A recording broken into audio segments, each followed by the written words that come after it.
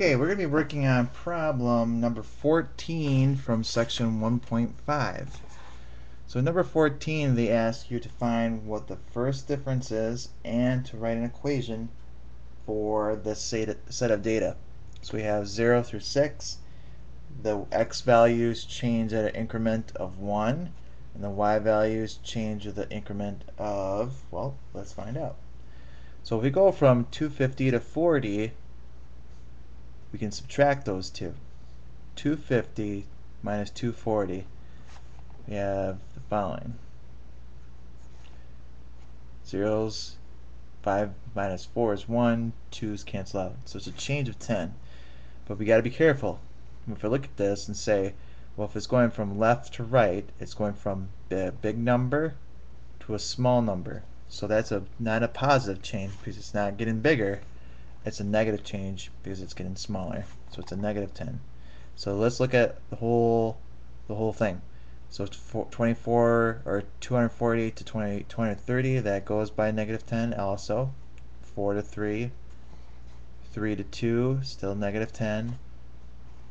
Another negative 10, another negative 10, and another negative 10. So the constant difference is negative 10. So the first answer, the difference is negative 10. That's the first answer. You have to have that in your paper.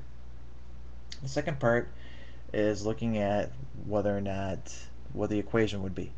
So we look at the first value as 250. So to go to 250 to 240, we take 10 away. So that's what we had to do in the first case. We took 10 away to make 240. And the second time, we have 230, so we take a second set of 10s. So we took 2 10s away.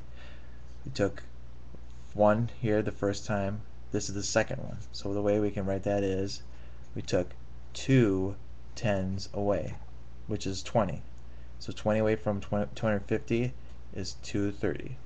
So if I keep doing that, I have a third set of 10s. So a third set of 10s would make it 30. 30 away from 250 is 220.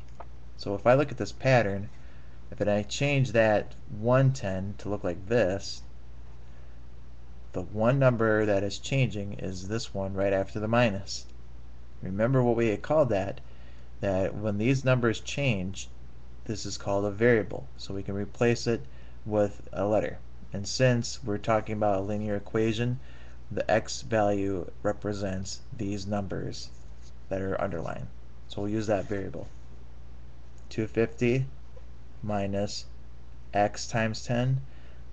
But since we usually have a number then a letter, we'd write 10 times x.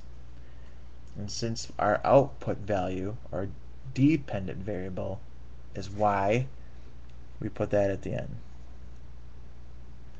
X is my independent variable and y is my dependent variable. Okay, so the first answer is difference of negative 10. My second answer is 250 minus 10x equals y.